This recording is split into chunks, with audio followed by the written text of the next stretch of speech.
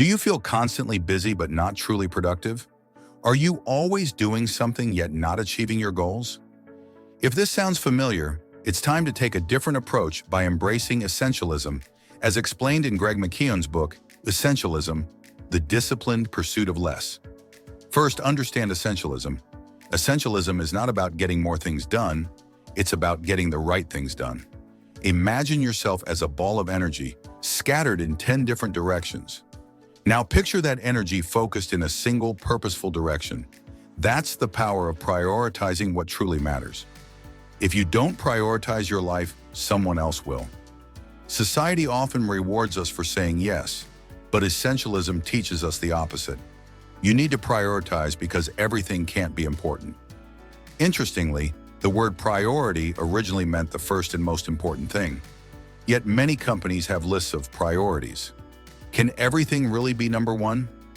Ironically, the paradox of essentialism is that essentialists typically explore more options than non-essentialists. They just commit to less. Celebrate your power of choice. When you become an essentialist, you don't lose your options or the ability to choose. You simply exercise the power to make a choice.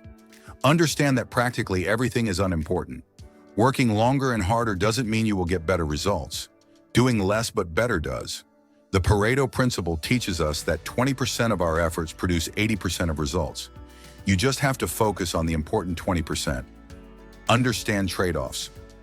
Non-essentialists try to do everything, while essentialists weigh both options and select the best one. Don't view it negatively as giving up on something. View it positively as activities that you want to go big on. Build time to think. Escape your daily grind to create space for thinking about what is essential. To do this effectively, limit your distractions. Think about all the notifications on your phone and how often you interrupt your focus when you see your phone light up. Think of all the meetings that interrupt your flow of work. If they don't deliver meaningful results, eliminate them. Look at the big picture. Just like a journalist can focus on a lot of facts of the story, including the what, where, and when, the successful ones focus on why it matters. Be a journalist of your own life and focus on your big picture of why. Embrace the wisdom of your inner child and incorporate play into your life. Play fuels exploration by broadening our range of vision, is an antidote to stress, and has a positive effect on the brain. Sleep. You are the best asset you can offer this world, and lack of sleep can damage this asset. Without sleep, you're impaired. Just as sleep deficit is like drunk driving, a good night's sleep can boost productivity and clarity. Don't forget the power of quick naps and the ability to solve problems during sleep. Be selective. From Derek Siver's TED Talk. No more yes. It's either hell yeah or no. Sometimes I weigh the positives and negatives against each other without going for the hell yes options. When I was moving, there were a lot of places that had more positives than negatives, but the place I moved to was perfect for me. Saying no to more activities allows me to focus on what really matters, despite sometimes having the fear of missing out. Learn how to eliminate. You have to find your purpose and be very clear about it. If you wear glasses, you know the difference between very clear and pretty clear. People and teams thrive where there is clarity. Where it's missing, people get confused, stressed, and frustrated. When you lack clarity, you are either trying to impress other people, trying to compete with other people, or you think everything is good. If you spend time on all the things, even though they might be positive things, you aren't focused on your vision. All your activities have to add up to a meaningful whole. You have to have inspiration and a concrete plan to have essential intent. Dare yourself to say no. Think of powerful no's in history. Rosa Parks said no to giving up her seat on the bus and propelled the civil rights movement. Saying no is scary and awkward, but also brave. How many invitations did you say yes to even though you should have said no? You will feel guilty in the moment. To make saying no easier, separate your decision from the relationship. Saying no to drinks with your sister doesn't mean you won't see her for Sunday dinner. Try to think of ways to say the same thing without the harsh no. You can decline invitations by saying, I would very much like to, but I am overcommitted. And if you're still struggling, focus on the opportunity cost. If you go out for drinks, you will lose that day to learn new things and improve your business. and maybe even the next day when your brain recovers from the alcohol. Remember that saying no might not make you the most popular, but it will make others respect you. For people who like to push the can down the road, a clear no is more graceful than a non-committal yes and a late cancellation. Here are more ways to get comfortable with saying no. Pause if you need to think about priorities. Let yourself check your calendar and see if you have time. Use the no but technique like this: I can't today, but I can Sunday. Or use automatic email responses if you need to focus for a week. Say yes, but ask what you could deprioritize, or say it with humor. Nope, too busy changing the world. You can also offer partial commitment. For example, you are welcome to hang out with me, but I have a limit of 2 hours, or offer someone else who could take your place. Uncommit more. Be aware of sunk cost bias. This is a tendency to continue to invest time, money, and energy into something that is losing because we have already invested in it.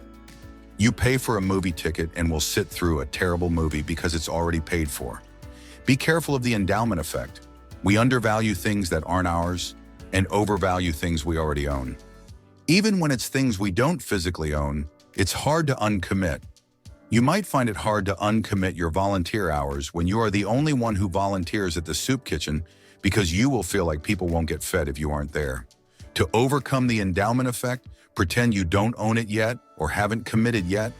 How much would you pay for it if you didn't have it? Or how much would you sacrifice for this opportunity? Not how much would I sell this for, or what will I miss out on this opportunity? Get over the fear of waste. It is difficult to abandon a project you've invested a lot in. If you have 2 concert tickets you mistakenly purchased for the same night, you are more likely to go to the concert you paid more money for, even though you know you will enjoy the cheaper concert more. Admit your failure. Men are known to hate asking for directions because they hate admitting that they are lost. Don't try to force a fit. Be who you are and find the right fit. Always try to get a second opinion. People who are not emotionally invested in the situation can oftentimes see better. Remember that you are not married to your commitments. Avoid the status quo bias. Don't continue to do something because that's how it's always been done. To do this, it's best to apply zero-based budgeting. Accountants allocate a budget based on last year's numbers because it's time-consuming to start from scratch. If you start from scratch, you will not be swayed by history. For your personal life, don't carry over goals and commitments from the last year. Start with a blank sheet. To get over your fear of missing out, run a reverse pilot. This is where you test removing an activity and see what consequences that leads to. I have done this before in my job, where I stopped publishing a report that was required of me to see how long before people who were the recipients of it missed it. Learn to edit. An editor is not simply someone who says no to things. That's something a 3-year-old can do. An editor is someone who deliberately eliminates to add meaningful ideas. Start by cutting out options. The Latin root of the word decision, cis or cid, literally means to cut or to kill. Next, condense your life. Be clear and concise. Some people will not attend a 1-hour meeting, but will take 5 minutes to ask what they missed. Correct your activities to see if they align with your purpose. Learn to limit yourself. There is freedom in setting boundaries. During modern times, technology has blurred the line between work and free time. Some companies expect you to be available all the time. It would be considered ridiculous to bring your children to work on Monday. But why is it becoming normal to work on Saturday morning? If you make an exception once, the expectation is that you can make it again. Boundaries empower you to choose what is right. Limits don't make you limited. They make you limitless. Most of the time when you are asked to come in on the weekend, it's because someone didn't plan well enough. By coming in, you are enabling their behavior in the future and not giving them the opportunity to learn. Put up a fence to keep the problem where it belongs. Don't let it come over to your garden. Create a buffer. Unexpected things will happen. When preparing a presentation, don't cram as many slides into it. Give yourself time to have people ask meaningful questions. Allow yourself the luxury of extra time. I used to pack for a trip at the last possible minute, and oftentimes this led to me being rushed, forgetting certain things, or not getting a good night's rest before the trip. Packing ahead of time and allowing me to have a time buffer has resulted in less stressful trips. Use extreme preparation. Have extra time and prepare to not hit the ideal situation. It's not about predicting the future better. It's about preparing for the unexpected. Don't fall for the planning fallacy. We tend to underestimate how long a task will take, even when we have actually done the task. Next time, use a stopwatch to figure out how long an activity really lasts. Block additional time to not feel stressed if something runs over. Do scenario planning. Think of risks and worst-case scenarios. Learn to subtract. Find the constraints or obstacles and eliminate them.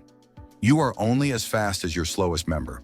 If you are hiking, your group is only as fast as the slowest person. But how can you make it easier for the slowest person? Can the fastest person help carry their backpack? Focus on your slowest parts and improve them. Enjoy the progress. The power of small wins is amazing. Break your major goals into small goals and celebrate achievements. Visually rewarding progress is motivational. Remember fundraisers at school and the big thermometer showing progress? Your life should also have visual representations for each step you achieve. Flow. To flow from one activity to another, have a routine. For years before Michael Phelps won the gold at the Olympics, he followed the same routine. What helps is visualizing how you will execute your work. Routine can make your efforts look effortless. Routine helps you remove obstacles. Every time we do a routine, it becomes easier and easier. It frees up mental space. Create a routine where you do the most difficult thing first. You can get bored of the routine, so mix them up. You can use different days to focus on different tasks. Monday can be for script writing, and Tuesday can be for thumbnail creation. Focus. What is important now? There is only now. Don't focus on reliving your past mistakes or worrying about the future. What action helped you the most to become an essentialist and escape the average life?